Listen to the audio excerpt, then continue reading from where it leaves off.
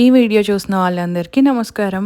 Welcome to my channel Kabira's world. ఈ వీడియోలో Krishneshwar temple గురించి తెలుసుకుందాం. ఈ కృష్ణేశ్వర్ టెంపుల్ వచ్చేసి మనకి మహారాష్ట్రలో ఉంది. హైదరాబాద్ నుంచి హార్డ్లీ ఒక 10 hours డ్రైవ్ అంతే. ఈ టెంపుల్ ఎందుకు స్పెషల్ అంటే ఇది 12 జ్యోతిర్లింగాస్లో ఒక జ్యోతిర్లింగం.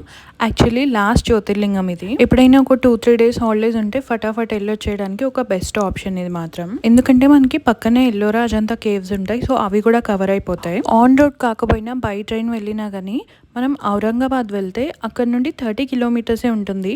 బస్సెస్ అవైలబుల్ ఉంటాయి. మేము వెళ్ళింది సమ్మర్ టైంలో, బట్ అక్కడ వాళ్ళు చెప్పడం అయితే రెయినీ కానీ చలికాలంలో కానీ వస్తే చాలా బాగుంటుంది సీనిక్గా అని చెప్పారు. మేము ఓవర్ నైట్ డ్రైవ్ చేసుకుంటూ వెళ్ళాము. తీరా వెళ్ళిన తర్వాత అక్కడ మళ్ళీ రూమ్స్ అవి ఎందుకు ఎటు ఎల్లోరా కేవ్స్ వెళ్ళేది ఉంది మాకు ప్లాన్. అందుకని ఇక్కడ మధ్యలో గరిగపాటి హోటల్ అని ఒకటి కనిపించింది. తెలుగు హోటలే కదా అని వెళ్ళాము. అయితే ఇక్కడ ఒక ఆప్షన్ ఏంటి అంటే వీళ్ళు ఒక 50 rupees ఛార్జ్ చేసి మనకి వాష్రూమ్స్ యూజ్ చేసుకొని ఇస్తారు. బయట సపరేట్గా ఉన్నాయి హోటల్ బయట. సో ఇట్లా లాంగ్ ట్రావెల్స్ చేసే వాళ్ళకి ఇది ఒక మంచి ఆప్షన్. మేమైతే ఇంకా 50 rupees ఇద్దరికి 100 rupees పే చేసాము. ఇంకా అక్కడే ఫ్రెష్ అయిపోయి అక్కడ నుంచి ఒక 1 kilometer కూడా లేదు టెంపుల్. ఇంకా టెంపుల్కి వెళ్ళిపోయాము. టెంపుల్లో అయితే డ్రెస్ కోడ్ ఉంది.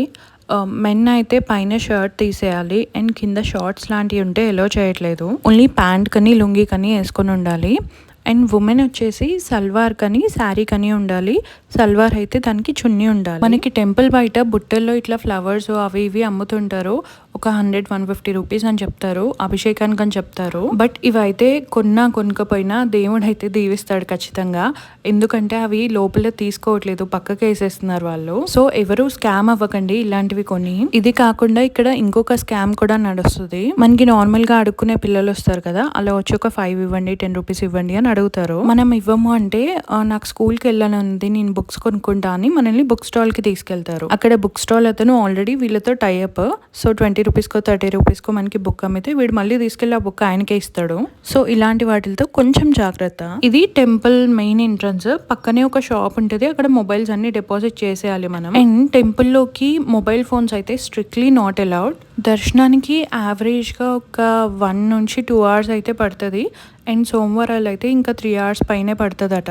అండ్ ఇక్కడ నుంచి ఎల్లోరా కేవ్స్ 2 kilometers 3 kilometers ఉంటుంది అంతే. సో డైరెక్ట్గా ఈ దర్శనం అయిపోయాక మేమైతే అటు ఎల్లోరా కేవ్స్కి వెళ్ళిపోయాము. అసలు ఇక్కడ జ్యోతిర్లింగం ఎలా ఫామ్ అయింది తెలుసా? ఇదైతే ఒక ఇంట్రెస్టింగ్ స్టోరీ అనమాట. అంటే చాలా స్టోరీస్ ఉన్నాయి, అందులో ఇది ఒకటి.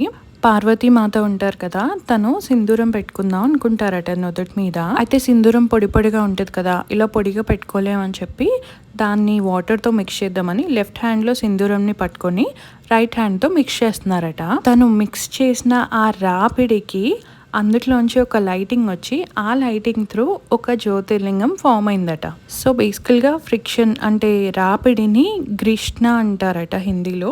అందుకని ఇది కృష్ణేశ్వర్ టెంపుల్ అయింది. ఇంకా మేమైతే ఇక్కడ దర్శనం అవగానే బ్రేక్ఫాస్ట్ చేసేసుకొని డైరెక్ట్ ఎల్లోరా వెళ్ళిపోయాము. ఇంకో 2 daysలో ఈ ఎల్లోరా కేవ్స్ గురించి మొత్తం పెడతాను. సరే మరి ఉంటా అయితే బాయ్. ఆగండి వెళ్ళిపోతే సబ్స్క్రైబ్ ఎవరు చేసుకుంటారు.